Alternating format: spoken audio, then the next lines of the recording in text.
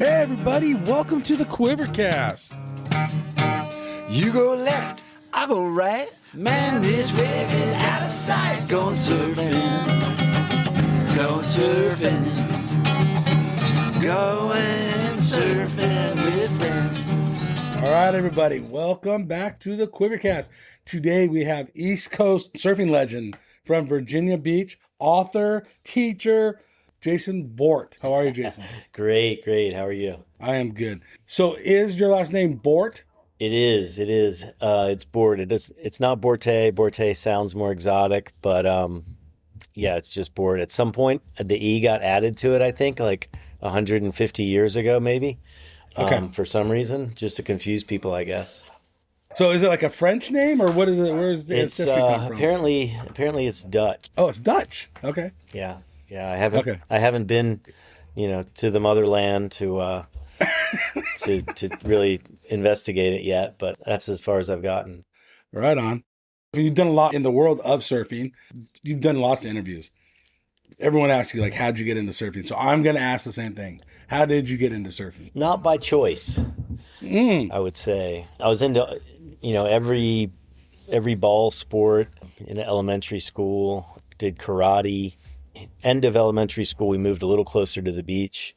I have a brother that's 2.5 years older, so I was basically just following him. And where we moved, it was a little more of a beachy area. It still was about 5 miles from the beach, but, a little more of a, people that actually went to the beach. Like originally I didn't, I'd been to the beach maybe 3 or 4 times in my life before then. And my brother started surfing, so I kind of had no choice. It was, whatever he did was cool. So it wasn't like I was interested in surfing. I didn't know what it was. I just knew, he took off with some buddies and went surfing. So I figured out how I could do it. What was your first thoughts? When I actually went? Yes, when you actually tried it. It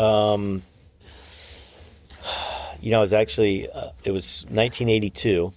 I was hanging out with the guy today who I went surfing with that first time. It's funny. That's cool. He was at the wave pool. But I did a lot of face plants. It was, typical Virginia Beach. You're either at the main spot at First Street that has a decent sandbar, or the waves are just slamming right on the sand. And we were at another spot where it was just slamming right on the beach. And I, not the best place to learn. I put my wetsuit on backwards, paddled out, and didn't successfully ride any waves, but it was enough to make me want to come back. And I guess the next time maybe I stood up and didn't look back. You were good at other sports. What made you want to even go back? It sounded like it was unsuccessful and it wasn't fun. First of all, I wasn't good at other sports, but okay, I played other sports. You just played them. Other sports, yeah. It was still like, elementary school level, so it was rec league, Of course. Everybody plays. But what was so cool about surfing, I think, and even that first time, like, I'm sure we'll get into a little more about, Virginia Beach and First Street and all that kind of stuff, but like, even though we weren't at First Street, which would become kind of my home, is just the camaraderie of just like, I was with 2 friends. One of their dads dropped us off for about 2 hours at the beach, and it was like this foreign place, and it was all wild and exciting, and it was just so different. It wasn't a field with lines and rules. It was just like, get out there and just have fun. So then you start going more often, you start progressing. Did that take a lot of time, or how was that? It really didn't. Okay. Something clicked. At the time, Wes Lane was just kind of hitting his stride on the world tour. He's 10 years older than I am. He was early 20s at that time, and there was a whole cast of characters kind of following in his wake, other really good surfers around Virginia Beach. And so there were so many people to look up to. And, First Street Jetty is kind of the spot in Virginia Beach. So after that first session, it was pretty much First Street all the time. And you just, you'd go out there. At that point, it was such a defined pecking order. You had Wes, then you had Wes's buddies, and, you had like the the old local long time surfers, you had the older kooks, you had the younger kooks, and then like the only person under me was like the boogie boarders. And so it was just looking at that ladder and just, I made it my mission to just keep going back, because there was nothing I'd ever experienced that was that much fun. And I just like set about moving up that ladder, because the waves are so bad. If you're at the bottom of that ladder, the scraps are barely even surfable. And I wanted the set waves, just figured out how to make my way up the ladder. So it sounds like, and maybe I'm hearing this wrong, you fell more into the culture, the love of the culture, than the actual doing it. It sounds like the way you're painting that picture. There was just all of it. Big, yeah. Okay. I don't know if one was more enticing than the other. Yeah, I really. I didn't really quite understand what surf culture was until I did this previous book on Virginia Beach that came out earlier this year, and I kind of really learned what the local surf culture is all about. That was incredible. About a year into it, I saw Off the Wall 2. One of the first VHS tapes, and it had Tom Curran surfing Rincon. Oh, wow. And it was like, I was in this surf shop, Island Water Sports here, and like just staring up at this little like 12-inch screen, this grainy video.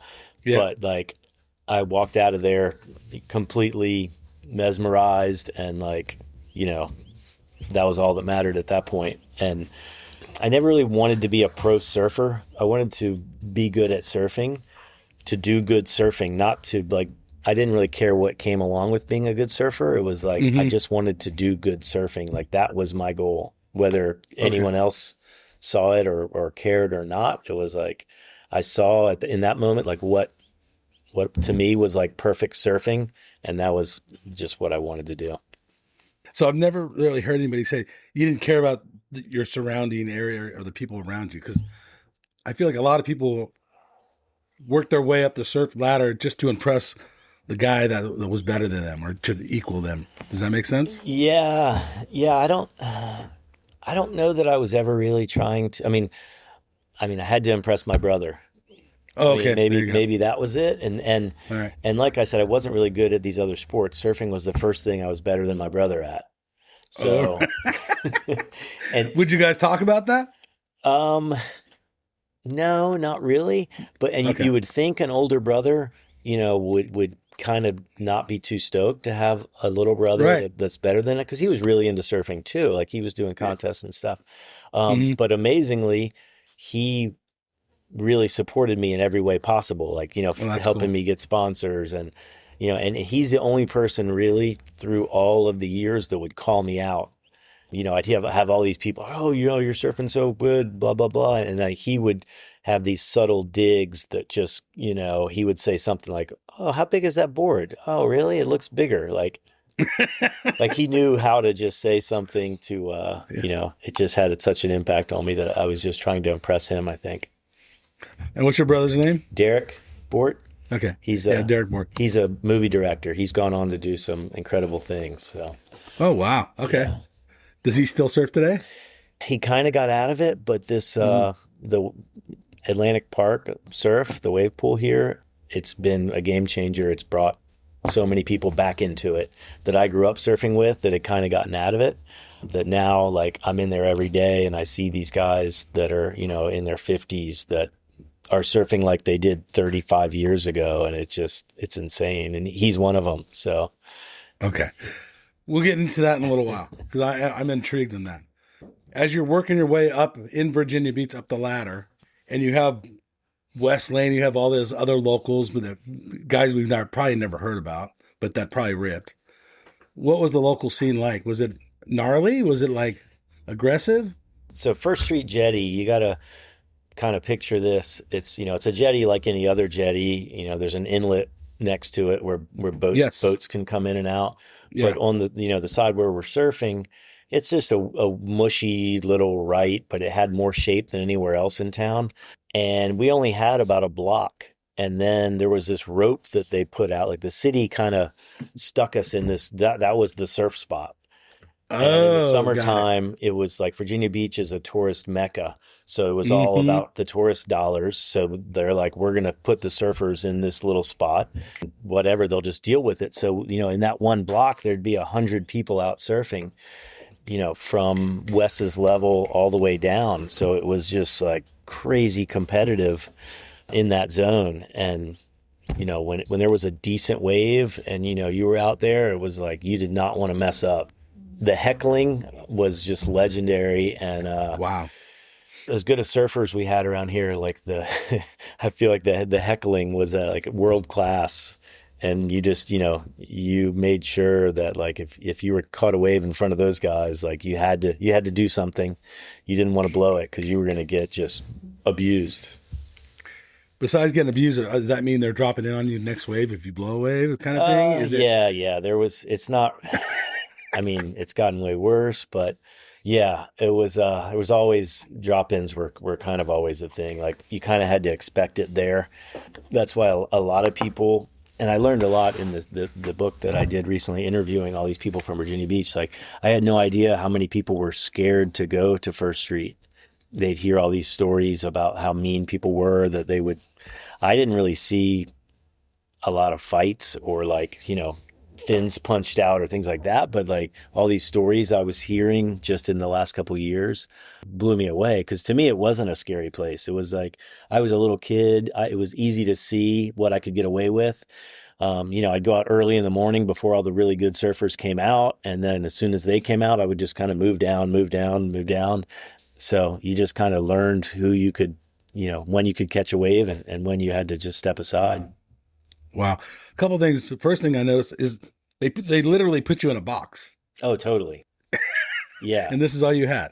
There were a couple other spots, but that was the only spot that had a decent wave if it was small. So it was like, That's where everybody was. Virginia Beach has a pretty big beach. I mean, I don't know how long it is, but it's it's like 10 miles. It's not the 7-mile miracle. It's whatever the opposite of that would be. And it's just straight. From one end to the other, it's just straight, flat beach. The sand forms next to the jetty, and, that's about it. So if you wanted a decent wave, that's just where you went. Was there other, like, different swells had different streets that did work once in a while? Kind of, or the pier? Yeah, the pier, like when it would get, choppy, like big northeast onshore kind of victory at sea conditions, on the East Coast, we love that because that's the only time the waves really had any punch. Otherwise, it was just really weak. And so I think that helped a lot of East Coast surfers learn how to surf crappy waves that, ends up you're in a contest and more often than not, the waves would be crappy. So I think that was kind of an advantage growing up with that.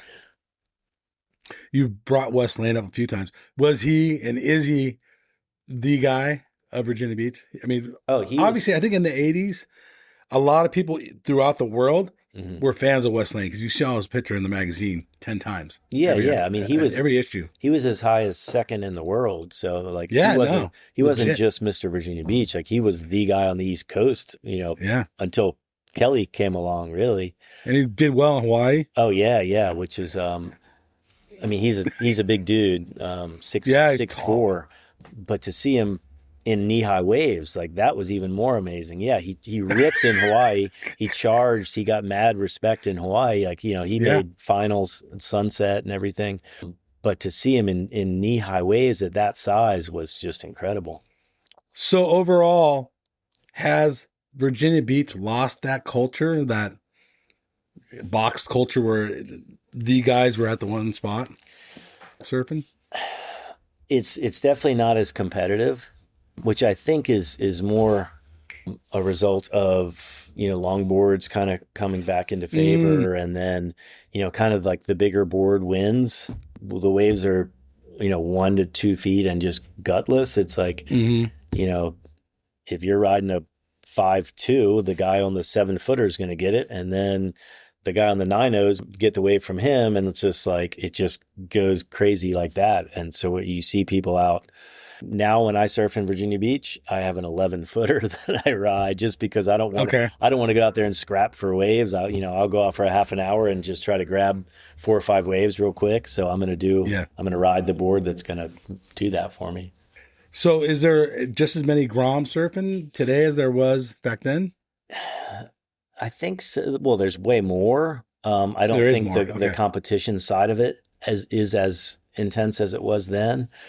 We have some really good young surfers here, like probably, the best crop of young surfers that we've had in decades.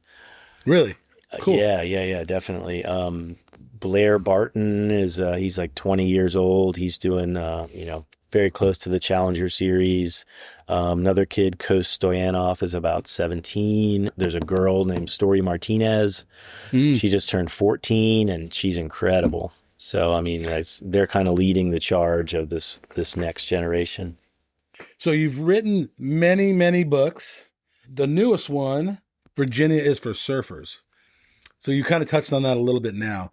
How did you come up with the idea to make this book? And is it aimed towards America, the world, or is it aimed towards Virginia Beach locals? First of all, I didn't come up with it. A friend of mine did. Okay, sorry.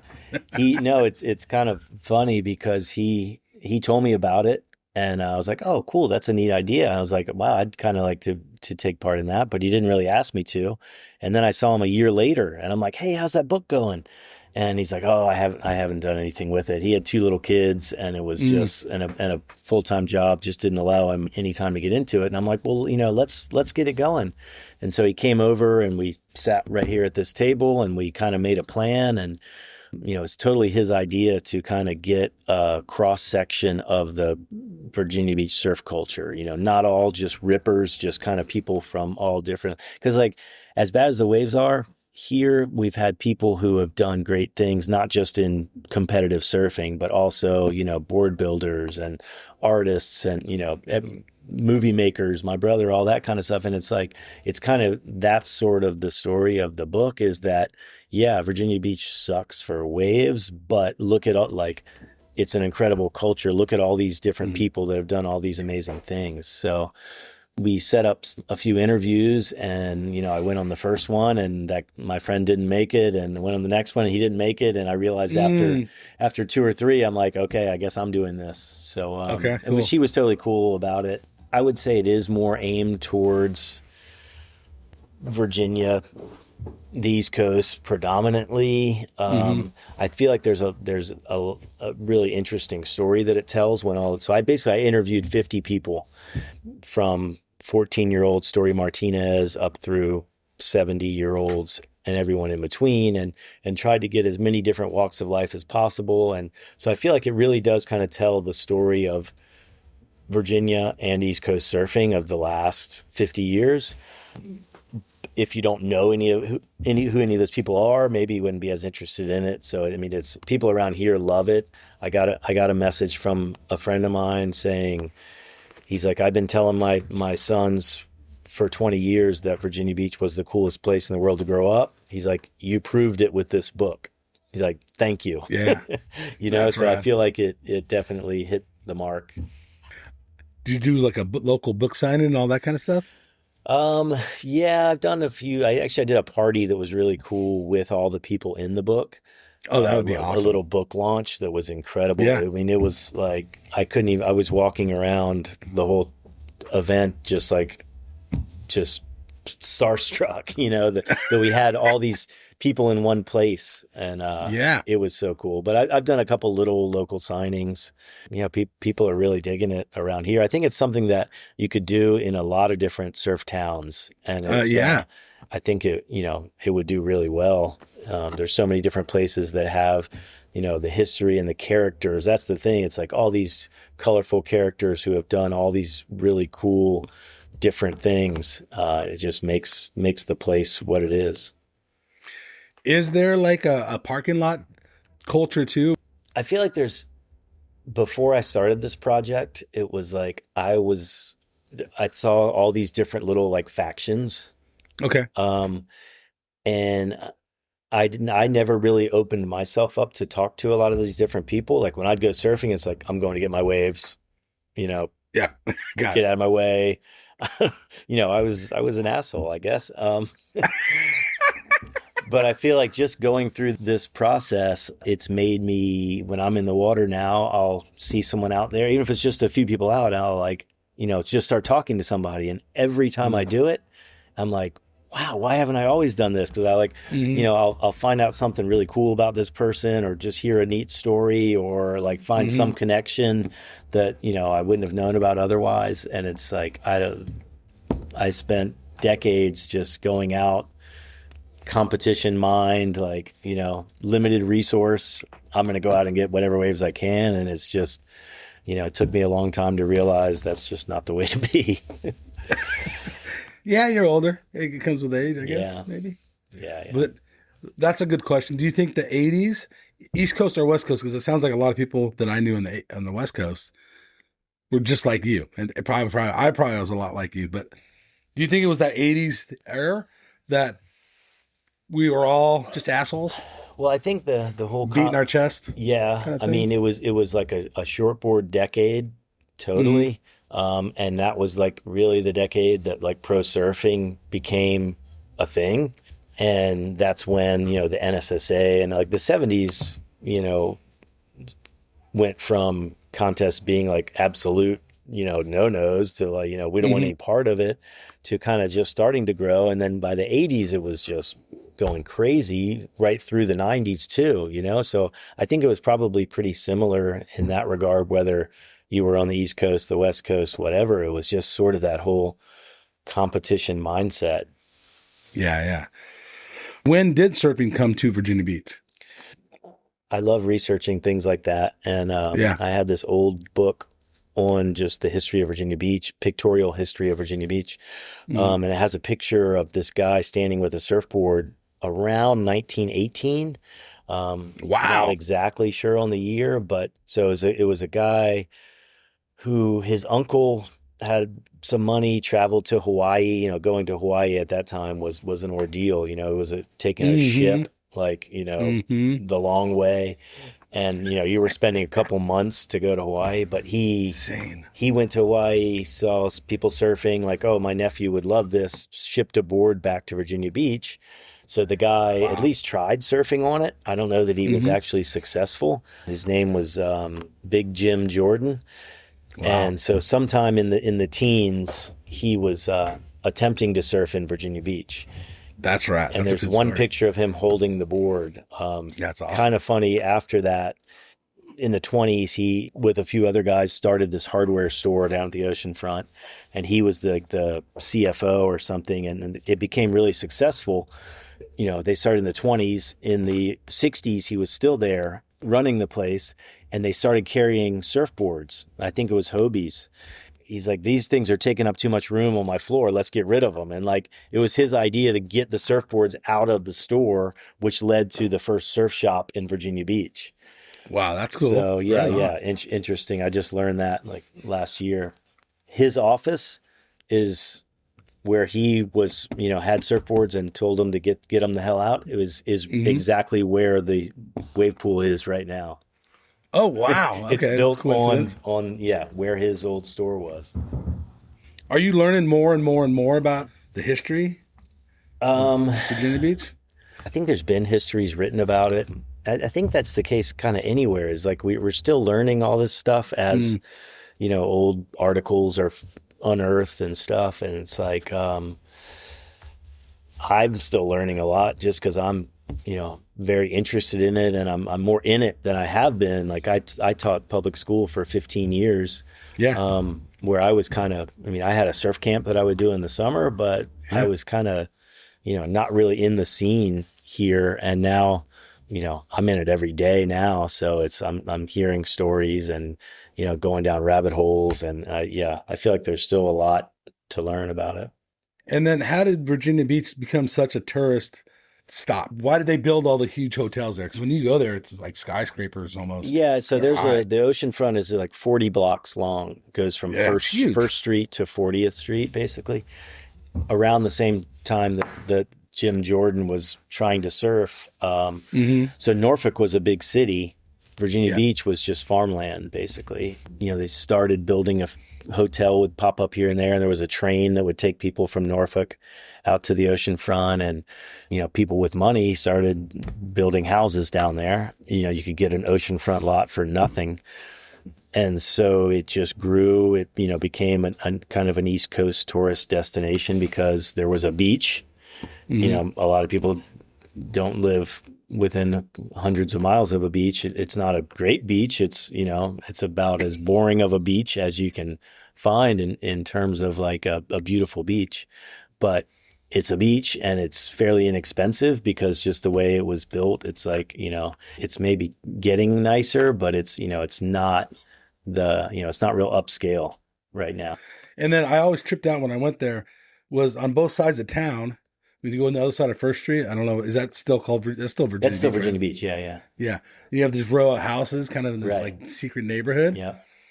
And it's just two different worlds. Oh, totally. It's like, yeah. It's just a trip. Yeah. How That's it's designed. That neighborhood is called Croatan, and the waves get fun over there some too. Actually, that's where Wes lives, so he just walks down and surfs down there a bunch. Yeah, and they're even. They don't like people coming over there surfing too much. The neighbors kind of got together and got rid of a lot of the on-street parking. And if the far other end of that neighborhood, there's a parking lot for people. Yeah, it's like a Navy parking lot. Yeah, exactly. Weird. Outside of that, there's very little on-street parking. Like they don't want to see surfers while they're walking their pugs down the road. They're smart. Keep them out. Keep it local. Yeah. If you can get away with it, do it. Right. That's what I say. The Atlantic Park, which is the wave pool in Virginia Beach. How did this come about?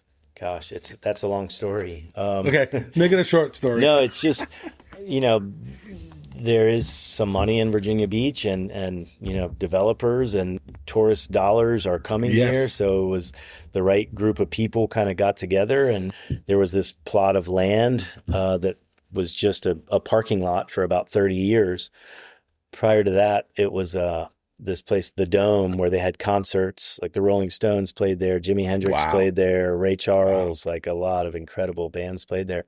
But then they tore it down in the early 90s, and it just sat there for 30 years. And, this group of developers got together, and, this was just after the Wave Garden Cove technology came out. They got a group together that, the city went for it. Pharrell Williams was a big part of it, and they made it happen, and it just opened last summer. How's the wave? It's so fun. It looks fun. Everybody was doubting it, me included. It's a very small footprint for a wave pool. Mm-hmm. It's right in the middle of the resort area. Like I said, It's 40 blocks, 1st Street to 40th Street. It's at 18th Street. 18th to 20th. So it's like right in the middle of all that. But the wave is incredible. Like Wave Garden has totally cracked the code in terms of, making a legit wave that you can get a lot of people in surfing every day. It's not elite. You don't have to rent it for a day for $100,000. It's like, $100 to $150 for an hour long session. And that session is going to kick your ass. Like you're going to get a lot of waves and legit waves. It's not the middle of the desert. It's aimed toward tourists, I'm guessing. I wouldn't say it's aimed towards tourists, but a lot of tourists are just, it's adding to Virginia Beach's place as a tourist destination for other reasons. Before people would come here for ECSC, the East Coast Surfing Championships. That was kind of what we were known for. But it was kind of a joke. Like people would come here from California, wherever, they'd see the waves, and it's like, are you kidding me? Like, they're like, at least there's some good bars down the strip. We'll go, go out and party. Because it was just horrendous. And now, like, just in the months that we've been open, like I'm seeing people from all over the world come here and surf. And Stab Magazine's coming. They're here. They showed up this week. Yeah, it's okay. We're totally overrun with the Stab folks and all the aerialists, and it's going to be nuts. So the air guys, the best guys in the entire world, everyone wants to be in the Stab High. Oh, yeah. Are in your front door right there. They are. Like, the best guys, the best girls. Just watching them doing regular sessions today, I was just blown away by the surfing. Tomorrow is a practice day, Okay. So it's going to be air. They'll be running the airwave all day, and then the next 2 days will be the event. What have you learned watching these guys? Did you know who these guys were, by the way? I mean, I've heard of most of them. I've never watched Stab High. I've never known Really? Okay. I'm just not into airs. I'd like, Right. I'm not either, but I've maybe in my life I've maybe done 4 or 5, and if you add them all up, it might be like a foot total of air off the wave. But every year I'll see like that one clip or two that comes from the contest of someone doing some crazy double backflip thing. But beyond that, I don't know. It didn't interest me. It's now that I've learned a lot more, being in there, like the planning from like on my team there has just been, it's insane. Luckily, I haven't had to do as much as a lot of people, but it's for the last month, like that's all anyone's been working on. It's unbelievable the amount of work that goes into it. Yeah, super exciting. I mean, I think it's a big draw. A lot of eyeballs are going to be watching your wave pool. Yeah, I think they have a webcast, so I think it's people can yeah, a lot. I think there's a lot of viewership sign on right before air Stab High. Right, it's a big pool. So you're actually employed by Atlantic Park? Yeah, so I work for Atlantic Park and Wave Riding Vehicles, WRV, which is a big surfboard builder over here. They have a little pro shop in there. They run the rental room, so we've got like 100 rental boards in there. Nice. So I've hired all of the coaches and trained them. I'm the director of coaching. But I also work for Atlantic Park, helping with events and marketing and stuff. So I kind of have a hand in everything. It's just, even when I'm off, I usually go up there. It's just like the happiest place to be, like seeing these perfect waves. I mean, after, 40 years of knee-high slop, it's like getting to see my friends and, people walking off the street and surf perfect waves. It's too good. And you kind of mentioned it earlier. It's brought people back into surfing that may have been gone for a couple decades. Yeah. Or a amount of time, whatever that time is. Yeah. I mean, we all know as we age, it's not as easy to do. Just, our bodies don't do what they used to do, our responsibilities. It's just, 100%. There's so many different reasons that keep us out of the water. To have good waves on demand. It's like going to the gym. It's like, okay, I'm going for a session at 6 p.m. and you're going to go out and get 10 or 15 perfect waves. And all this, like, your very first wave, you can do 4 or 5 turns on it. You can't do 4 or 5 turns in a week here, So right. it's just people are getting those repetitions, and it's like they're just turning back the clock. And it's like, it's blowing my mind seeing these people that I haven't seen surfing in decades, like looking like they did when they were 18 or 20. It's wild. And it's helping them with the wave. How many wave settings do you guys have? Is it endless or is it just a few? So there's like 10 different settings from beginner up through pro. And so I kind of help put all those together. We have like Wave Garden basically gives us this wave menu, and then we create our sessions from that. So, it's beginner, novice, progressive, intermediate, and then there's advanced expert pro turns and advanced expert pro barrels. And like, no matter what level you're at, there's perfect waves for you. If someone's, surfs every day and they're from Huntington Beach and they're on vacation in Virginia Beach, but, they're not a pro. They're just like the regular guy. What would you suggest? What setting to try? So like the intermediate is kind of like the catch-all. Like some people overestimate their ability and go into the intermediate. 100%. But for the most part, that if you're a pretty good surfer, in terms of like, you surf several times a month at least, and, you can take off on a steep wave, then, intermediate, advanced, super fun, super rippable. And surprisingly, I wouldn't call it a long wave, but it's, you can do 4 or 5 turns on a wave, which like seriously is just unheard of in these parts. Yeah. Is it hard to go back at First Street after? Are you really checking it harder? It's kind before you paddle out? It's kind of embarrassing.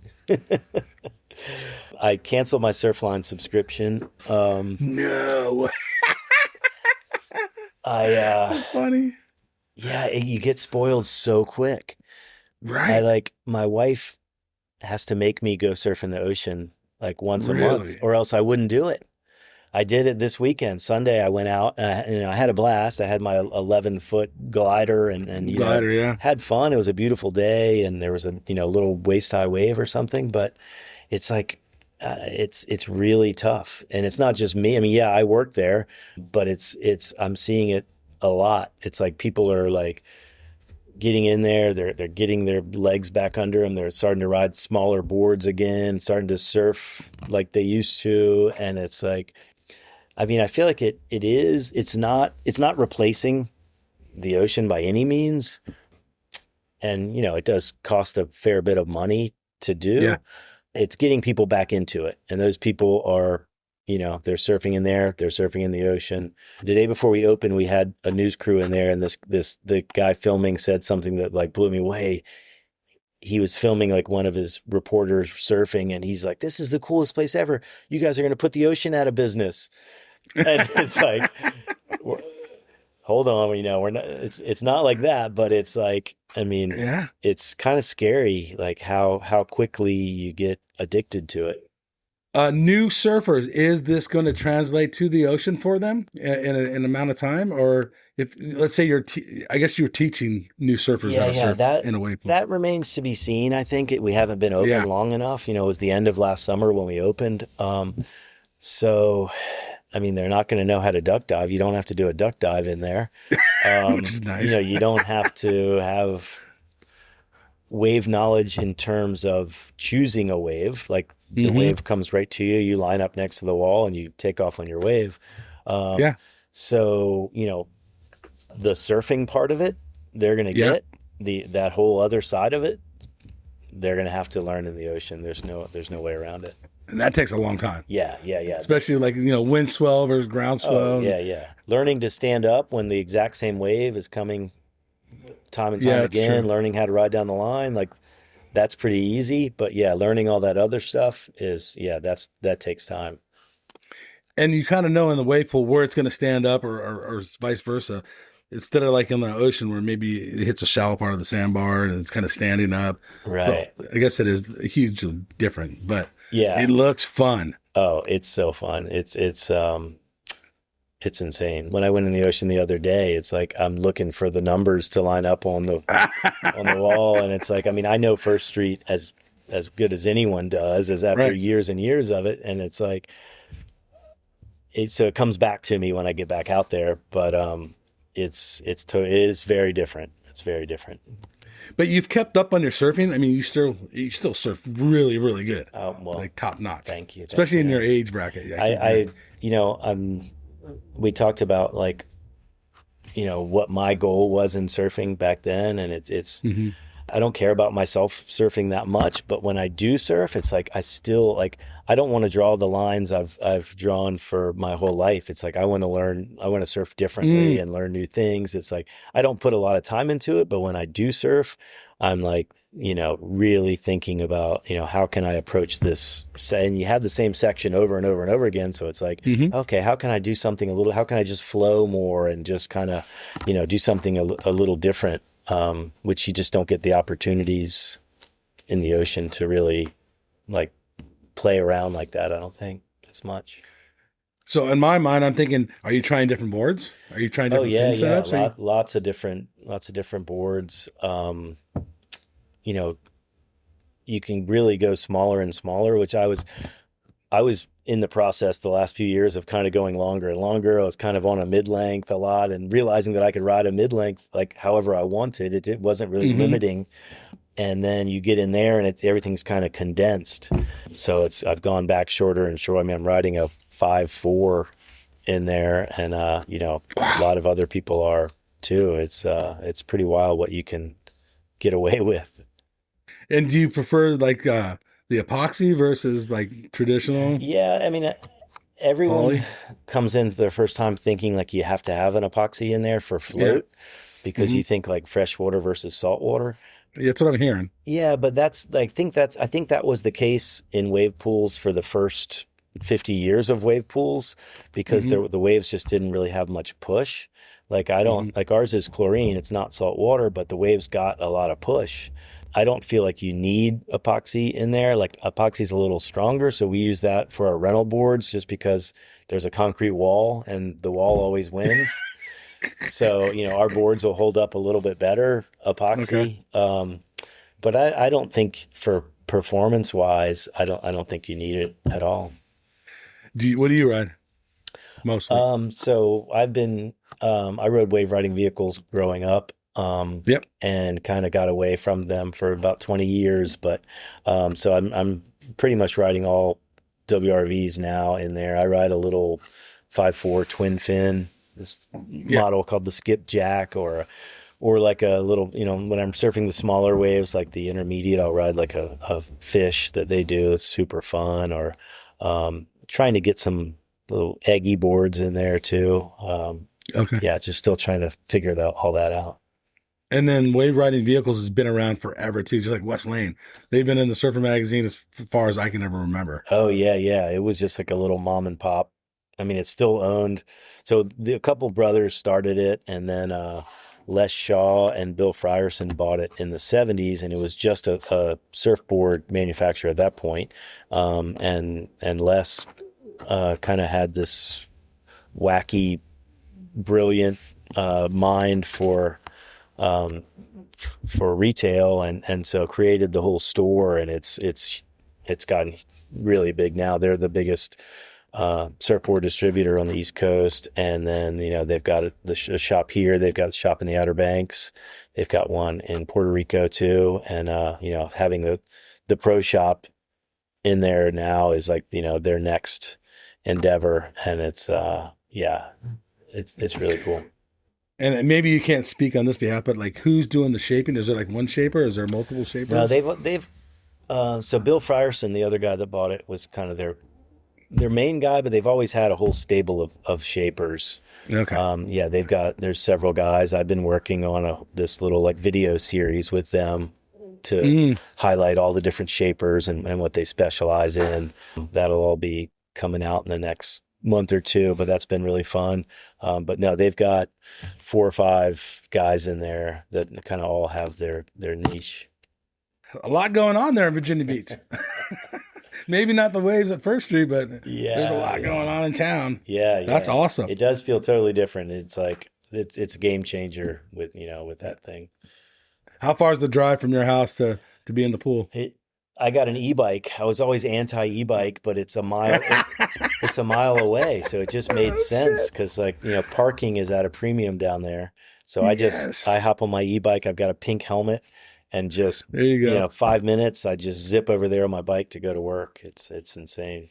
You've had this passion for surfing since you were a little kid, but it seems like you're an author. You've written articles for every magazine there is out there, pretty much. Did you have a passion for writing? And when did you know that?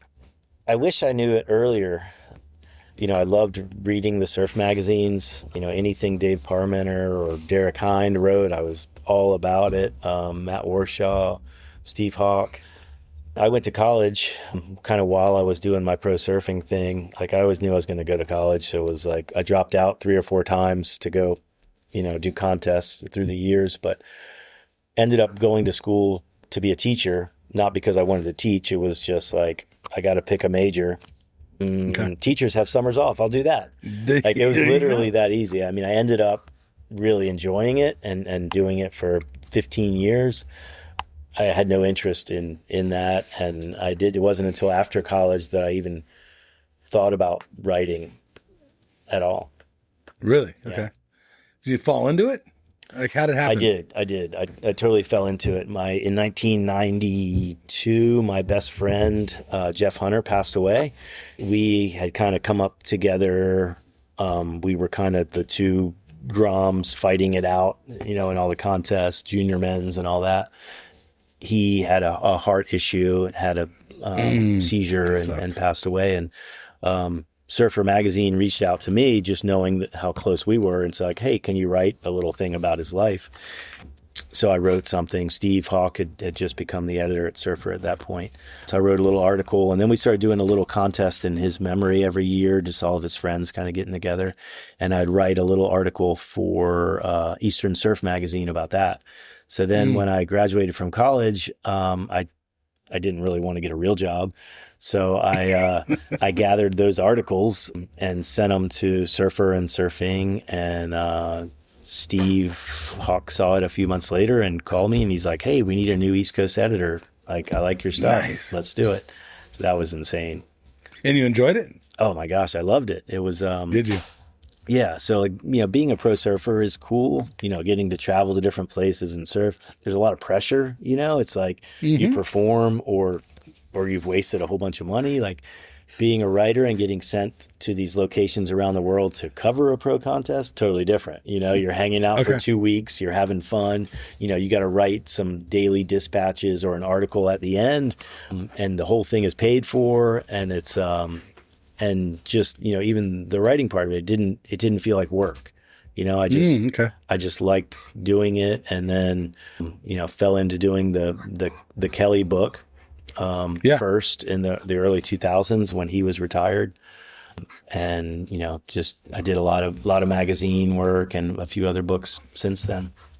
Did you look at other surfers that used to write articles? If you look at old surfer magazines, like PT was writing a lot of the articles.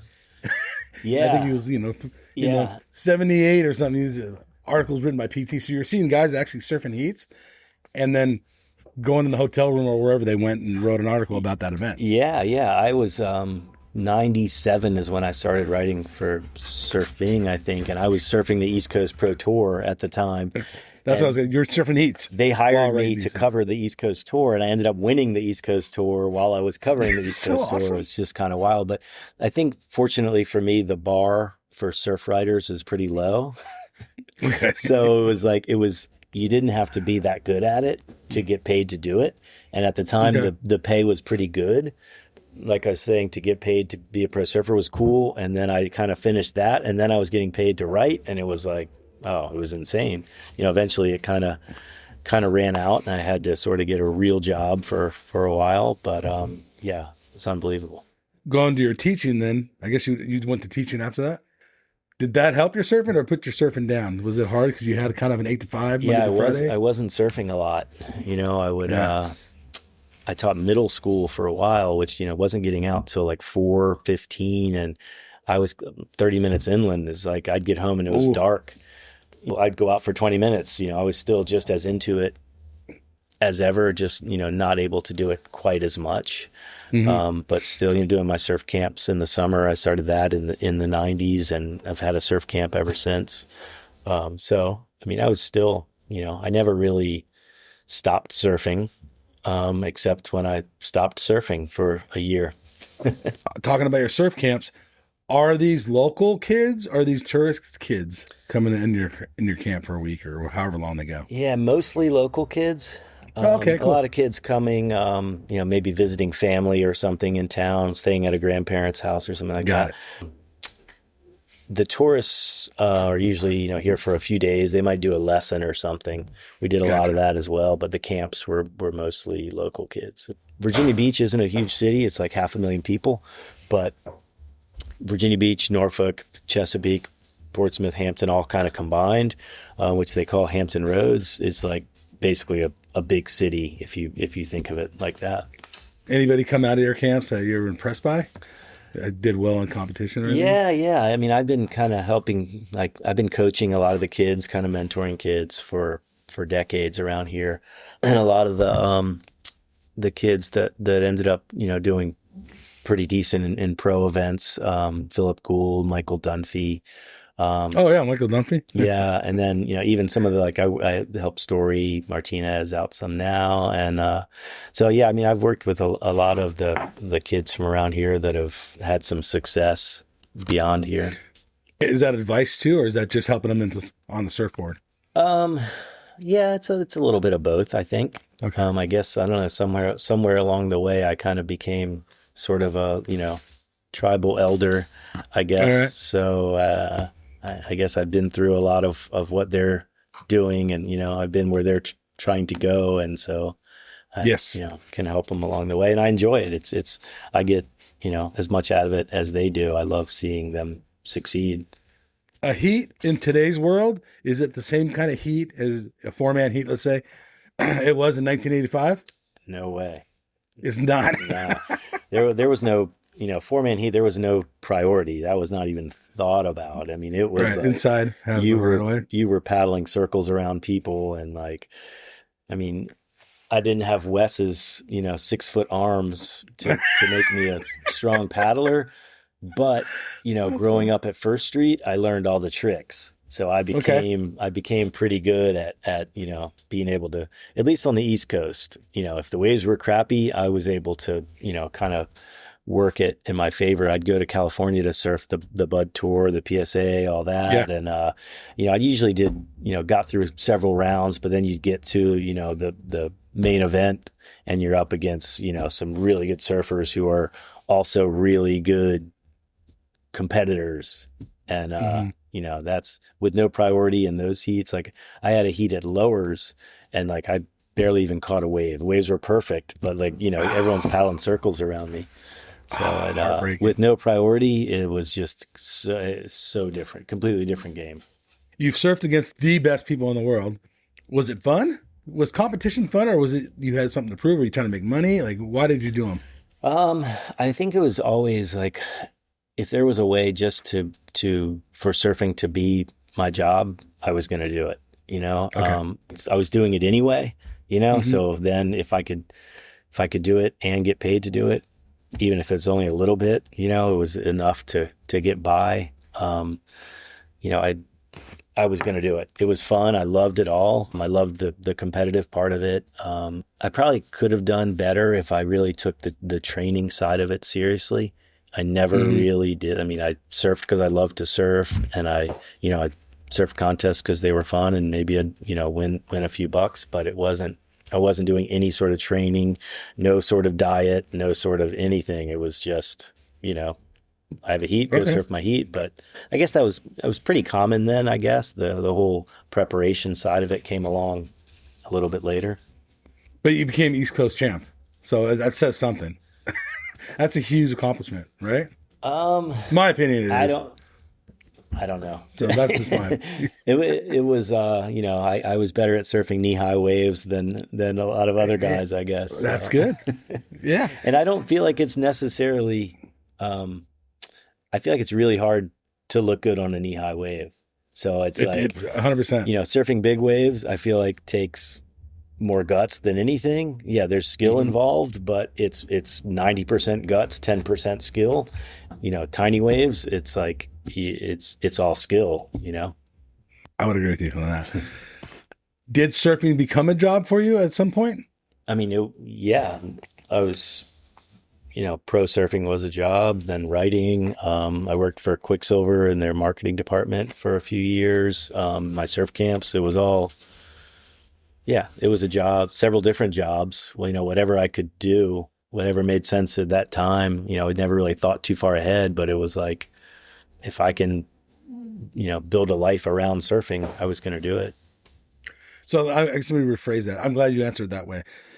Did it become a job where it became like an unhappy job? I guess? No. Okay.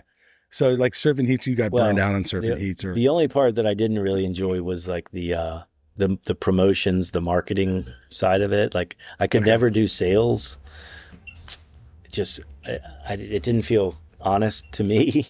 And the marketing, it's like trying to convince people like these trunks are cooler than that one because they have this logo on it. And it just like, it didn't really feel honest. Everybody's trunks were basically the same, So it was like, I don't know, that didn't really sit well with me. So I didn't last very long doing that kind of work. All of the other stuff I loved. You see kids nowadays that are surfing is a sport where for us, it was probably more of a lifestyle where dad maybe be pushing his 10-year-old daughter thinking she's going to be the next Katie Simmers or she's going to be the next Aaron Brooks. Oh, absolutely. Where it wasn't like that in our day, except for maybe Kelly. Yeah, well, he wasn't. His parents didn't push him. Really. No, I don't think that pushed him, but he had the camera on him as a young age. Yeah. I remember seeing a few of them when I was young, like, when Okay. I was still a teenager. Not many, enough to make me see it and go, okay, when I have kids, I'm definitely not doing that, Okay. But yeah, it's definitely become way more of a thing, pulling the kids out of school and taking them all around the country, all around the world, and like, mortgaging your house to For a 12-year-old. for a 12-year-old that, chances are isn't going to really do much. It's pretty wild. So in the last let's say the last decade, there's been huge names of 15-year-old kids that are going to be the next world champ, next 10-time world champ.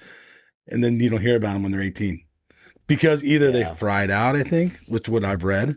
Yeah. Or, so it's a different world. I was just wondering, when you working with the youth, are you also talking to the parents? Yeah, quite a bit. And I was actually talking to someone today about one of those local kids who he's like 17 and has kind of just come on in the last couple of years. I feel like a lot of times you see someone come on, 10, 12 years old. It's like you can bet on them not being around by the time they're 20, I mean, maybe they will. That's Kelly, Kelly did, obviously, but there's way more stories that go the other way. Whereas the ones who, do it, just they love it and they just keep doing it. They kind of hit their stride a little bit later, seem to have a little more success down the road, I think. From burnout, I'm guessing. Yeah, Probably. they don't. Yeah, I guess so. We were talking about Kelly and how'd that come about, writing the book with Kelly, Pipe Dreams? So around 2000, I worked for Surfline during the whole .com boom. And after about 2 years, they had burned through however many millions of dollars and the whole .com thing was going away. They realized that people weren't ready for the online surf shop at the time, and that's how they expected to make money. And so I kind of saw my job going away. And I'd known Kelly since we were kids, competed against him in the East Coast Championships, 1985 or something. And I'd seen that Tony Hawk had put a book out. And a guy that I worked with at Swell wrote it for him. It was an autobiography, but this guy wrote it. And I reached out to Kelly, like, hey, would you be interested in doing a book? And he's like, I got a lot going on right now. No, thanks, whatever. And then a few months later was when Surfline kind of cut 90% of their staff. And, I got the axe. Believe it or not, like a month later, Kelly reaches out. He's like, hey, remember that book we talked about? Like, let's do it. So he already had the deal with the publisher, which was a big publisher. Regan Books was part of HarperCollins. Yeah. And he just needed someone to write it. He asked me to do it. And like, I mean, I would have done it for free. It was like such a cool opportunity. It was a really neat experience, just getting to kind of see behind the curtain in his world. How much time did you guys spend together, actually? Like, how'd that process go? Was it sit down at the table or was it over the phone? It just happened to be December. So Pipe Masters time. He wasn't on tour, but he was still doing the Pipe Masters.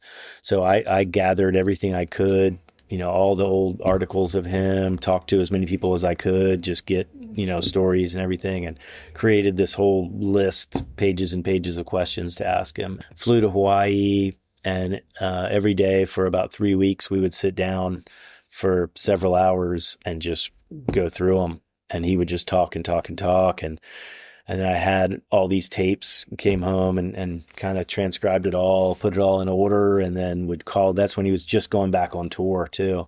And so I'd call him wherever he was in the world and kind of fill in the gaps to help it all flow together. And it was neat. I got to pick out all the photos. Like I picked the cover. I kind of did everything. It was really neat. It was cool. I think it came out pretty good. The publisher was willing to listen to me. I'd never written a book before, but like the first version they sent had these really kooky drawings in it, like, just cheesy. And I'm like, please take those out. And they did. I'm like, oh, thank you. But I've talked to so many people through the years. They're like, that's the only book I ever read. Or like, I did a book report in 6th grade on that book or something. Oh, that's so cool. It's kind of neat. Did that get you loving writing books? Or do you love writing books, I guess? I do. Every one that I've written has been really different. I was going to say, you're kind of... Yeah, so that was like 2003, I think. I did, through the 2000s, I was doing articles for magazines and stuff. And then 2010, I did like a surfing guide, the Kook's Guide to Surfing, Yes. kind of like the Dummies books. Yes. The Dummies didn't want to get into surfing, so I just did it myself, basically. And Yeah, that went over smart. really well too. I self-published that one, sold about 8,000 of them myself, and then a publisher, Skyhorse Publishing, reached out, and then they picked it up from there. And then that's right when I started teaching full time. So, it's from 2010 to 2025, no books. And then just in the last, year, I've had two new ones come out. So since I got out of the classroom, I've been able to, get back to a little bit of creativity. Yeah. Is it creativity or time or both? I feel like I probably could have done it before if it's just, I don't know. I feel like you're kind of stifled with like all of your, energy and focus going into teaching. It's like at the end of the day, I just, it was hard to think about anything else, Plenty of people do it, they have a full-time job and still write books. But, right when I stopped teaching, I just kind of felt freed. The wave pool wasn't opening yet, so I had some time and, got to work. So your new book, How Surfing Ruined My Life.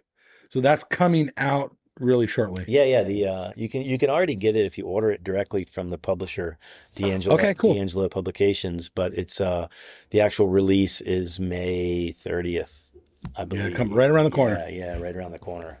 That's awesome. So what's this book about? Basically about you? So it's a memoir, kind of like my life in surfing. I quit surfing for a year, which was just sort of a very like me project. Like I wasn't planning on doing anything with it. It was just like I got the idea one day, like what would happen if I quit surfing? Like it was a challenge, and I just wanted to know. I had done it every nonstop for 30 years, and it was like I'm just curious what life would be like if I didn't. Like that was it. That was the only reason I did it. I wasn't planning on doing anything. I wasn't writing a blog. I wasn't writing anything about it. And then a few weeks into it, I got the idea to start writing the blog, and that kind of took on a life of its own, and then did the whole year, and then ended up a few years later sitting down and like thinking about the whole thing, and like my whole life in surfing, all of the pro surfing, the magazines, the industry stuff, and that year of not surfing. So that's sort of the window into like my life of surfing. Sounds fascinating, actually. I don't want to ask too many questions because I actually want to read the book. So yeah. I mean, I feel like it was time well spent, quitting surfing, like amazingly so. So I don't want to ask too many questions, but the one question I have that I have to ask was it a true 365 days? Did you write it on the calendar? Oh, it started January 1st, so that made it really easy. Yeah. I was in November when I made the decision. It was like right around Thanksgiving, so I had a month to keep surfing, and I surfed a lot that month and did a trip to Puerto Rico the end of December. And I remember my last wave before that year started, and wow, crazy. It wasn't so much like, I feel like a lot of the stuff I learned kind of came later. Like during that year, it wasn't like I was just, sitting there meditating and gaining all this wisdom about but it's like, as soon as I got back into surfing and like, over the next few months and years after that, like I realized. Makes sense. Just my outlook on life was different. My relationship with surfing was different. And like just so much positive came out of it. I took a lot of shit like from my friends and people, like, I can't believe you're turning your back on surfing. Like that's so lame. Like surfing's done so much for you. And like they kind of didn't get it. But no matter what you do, if you do it mindlessly for decades, it's like even not that long, but get away from it, and then you'll learn way more about it and about yourself, and then go back to it. Sure. But it's like, I don't know. I think it can translate to a lot of different things beyond surfing.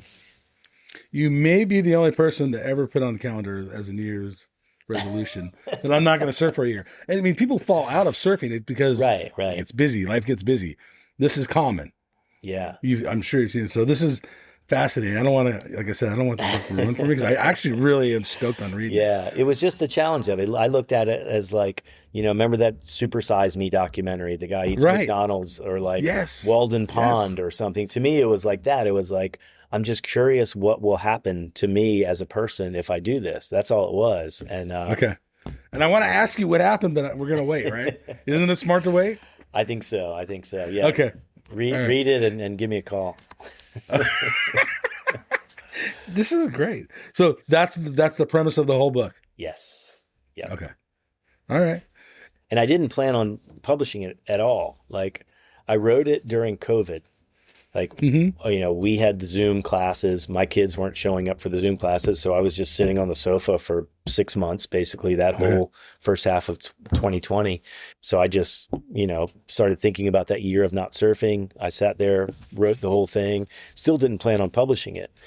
When I quit teaching in 2024, I had the job at the park starting another year later, but it was like, I'm going to spend this summer going back and looking at that book and going through and editing it. I did that, just sent it to a few publishers just because I shared it with a few of my friends and they're like, wow, this is really good. I had one friend say like, every surfer should read this book. I'm like, okay, whatever. So I sent it to a few publishers and this one, D'Angelo Publishing, jumped on it. And so it feels really weird to be putting it out there because it's very, very personal. I basically wrote it like for my kids. So my kids would kind of know, what I did in my life, I guess. So it's weird. Okay. It's weird having it out there. I'm excited. Hopefully a lot of other people are excited to get this book. Like, is it going to be in bookstores? Are you going to do book signing? Like, how are you going to get this book out there? I hope so. You can. It's available now just through the DAP Books website, DAP Books, or my website, jasonborte.com. You can order it. And I'll post that in the show notes. Your website. Yeah. I had a bunch of friends around here order it. They got it shipped to their house within like a week or so. So it's you can already get it. Yeah. Yeah, that's pretty damn exciting. Okay. Well, okay, let me ask you this. I have to.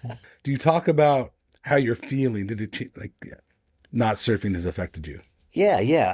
That was it. I try not to get bogged down in that because I feel like that's just kind of one aspect of it. But yeah, I definitely get into that. Okay, for sure. All right. Was teaching fun? Was teaching fun, like in the public school setting? In the public school setting. I made it fun as I possibly could, and I did enjoy it. I didn't enjoy all the stuff that came with it. I'm not a huge planner. Lesson plans were not my thing. Teaching to like the state mandated tests, like I was not a fan of that. So I taught English, I taught civics, I taught history, and I really tried to kind of make it fun and do neat things with kids where they were getting to be creative and learn, but also like, not just sit there and like read out of a book. It was like, I felt like I did a pretty good job of making it fun, and my students would do well on the state mandated test at the end of the year. And then they would throw whatever they learned in the trash can on the way out the door and, never think about it again. But so, yes, I did have fun with it, to answer that question. Okay, you made it fun. Yeah. I guess you said you taught, it was half an hour away from home. So you weren't kind of in the community you were teaching. You were, but you're semi in it. Yeah. Does that make sense? It was in Virginia Beach, but like, nowhere near the ocean front, way on the other side of town, totally like different. It was kind of like where I grew up before I moved closer to the beach. So it was very, very close to that area actually. And just completely different mindset. Like the kids didn't surf, didn't know what surfing was, just didn't understand it at all. Like I would try and I'd have my flyers for my surf camp and I'm like, hey, you guys want to come surf? I'll teach you for free, because like most of them couldn't afford it anyway. And they all year they're talking about it. They're all, all into it. And then, then come summertime, they forget about it or can't get a ride to the beach or whatever. So it was pretty rare that I would get somebody to take me up on it. But at the park, I've gotten the opportunity to create some programs for underprivileged kids, which has been like, that's my favorite part of the surf park, getting that sounds opportunity. cool. Yeah. And Virginia Beach, how many square feet is it? It's a pretty damn big city. I mean, Maybe you don't know. It's a large. It goes. Far it does, back. Yeah. Like I was saying, like I was 25 minutes from the beach where I taught, and that was, still in Virginia Beach. So yeah, I guess it is a pretty expansive city. Not a huge population, but pretty big city. Yeah, it's kind of spread out. Huh? Yeah. You've traveled all over the world. What made you want to stay in Virginia Beach? Why didn't you pack your bags and move to wherever, Puerto Rico or California or wherever? Hawaii? Yeah, I thought about that a lot. I had a couple. Is that in your book? It is actually. Oh, okay, so we don't talk about it then. Yeah, I mean, I had a really good offer for a job in California, which was, kind of the pinnacle of what I was into at the time. But it just, I don't know. I'm not sure exactly what kept me here. I mean, now we have the best waves on the East Coast. Yeah. But e-bike away. Yeah, right. Short minute. I think I just like, I still go surfing with the same people I went surfing with in the 80s. And it's like, all my family's here, and it's, other than the waves in the ocean, not really, coming through. It's, we got the Outer Banks. The Outer Banks gets as good as anywhere. I've heard. Yeah. And it's just, it's a cool place. Like the guy I work hand in hand with at the park moved here from California, grew up in California, lived there his whole life, moved here. He loves it here. It's like, this is the coolest place ever. It's just it is a nice place. If you were talking to someone that doesn't surf and they're not going to Virginia Beach for the Atlantic Park, or they're not going to go surf First Street, what would you tell them about Virginia Beach? Like what fun things are there? Why do people go there besides sand and a little bit of ocean? Yeah, I mean, most of the people that come here, it's the tourists, and they come here to, buy some tacky T-shirts and walk in the sand and wade out into some water where they can't even see their feet. Why else come to Virginia Beach? That's a great question. Yeah, it's such I'm such a part of it, and it's such a part of me. It's hard to really say what it is. It's like, okay. It's just, if I ask my friend that I work with at the park who just came here from California, he could probably go on for hours about it. But okay, it's hard. Yeah, I really don't know. Okay. Do you appreciate the tourism? Not at all. No, I can't stand it. Because that's the reason we were stuck in that one little block, running over each other trying to surf, and the city caters to the tourists nonstop, and we would do anything. We would abuse the tourists just incessantly, splashing them with puddles, driving down the road, and playing all kinds of pranks on them, knocking over porta potties, and it was running, like we would actually get as close as we could to running them over in the water. Oh shit! And as a kid, it was like, it didn't get any more fun than that. I never intentionally hit anybody, but to just mess with the tourists was, that was a lot of fun. When you'd go try to surf, hop around for an hour, wasn't worth it, and then you go like, oh, what kind of trouble can I get in now just messing with tourists? If you go to Huntington Beach, you go to Oceanside where I live. If you go to anywhere in San Diego, pretty much, everyone's aware of surfing. Is everybody aware of surfing in Virginia Beach or Norfolk or wherever all these places? Way more than I ever imagined. Really?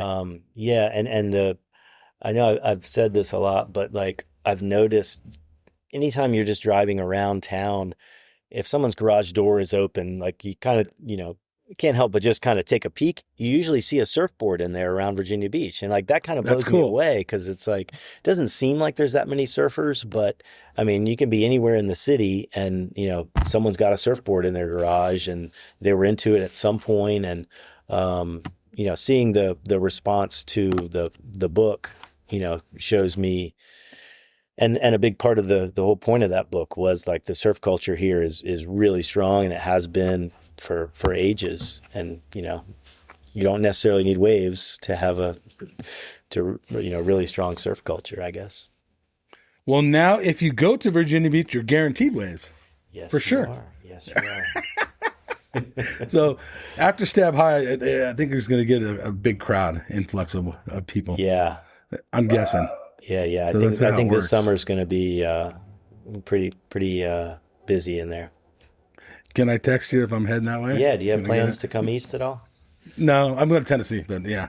Tennessee is like one state over. Are you kidding? I know. Anyhow, yeah, I'm stoked. I mean, I'm glad Virginia Beach has made its own lowers in your backyard. Yeah. So, or whatever you compare it to. What wave is it close to? Actually, now that I asked that question. I mean, it's just not long enough to be lowers, but it's every bit as skate parkish as lowers. You know, it's every bit as rippable, but there's good barrels too. So right. Yeah. So you've been all over the world. What wave would you compare it to the closest? Even if it's a beach break, is there a beach break you've surfed that's kind of similar? Or? For the turns waves, it's really similar to, you know, the first half of a lowers wave, maybe. You know. Okay. Yeah, it's just there's no pumping down the line. It's just drop in and you're just, you know, straight into turns, top to bottom, and you know you can really just tee off on it and kind of do whatever you want. Which, to me, lowers is you know the ultimate for that. So you're not fighting with 100 people to catch one though. You just get in line, and when your number comes up, you get one. And how does that system work? Are you given a number when you paddle out? So the sessions for the bigger waves, it's capped at like 10, 11 people on each side. Okay. So it's just, there's a left and there's a right, and the machine is down the center of it. So like, you know, maybe there's 11 people in your session, and you just, whatever order you paddle out in is the order you line up along the wall in that order, and then a set comes. The first 4 people get those 4 waves.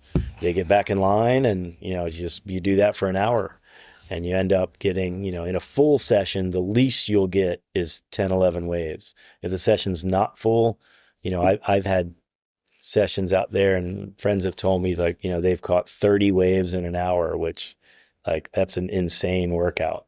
Insane. Yeah, I bet. Do you wish you had the wave pool back when you were starting off in '82? Would you have been a better surfer?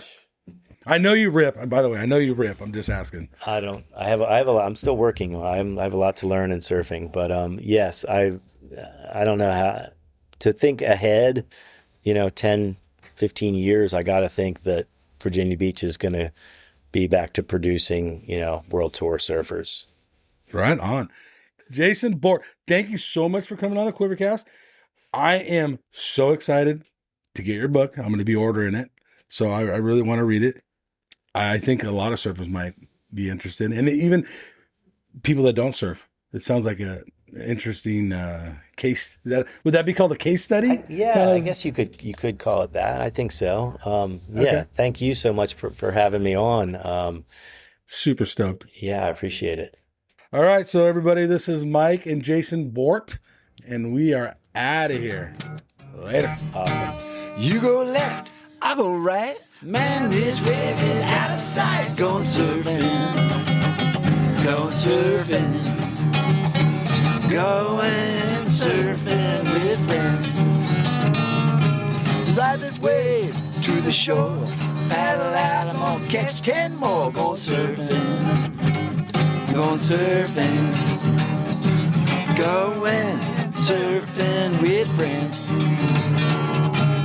I don't care if it's wrong or right. I'm gonna do it all day, I'm gonna do it all night. I'm going surfing, going surfing, going surfing with friends.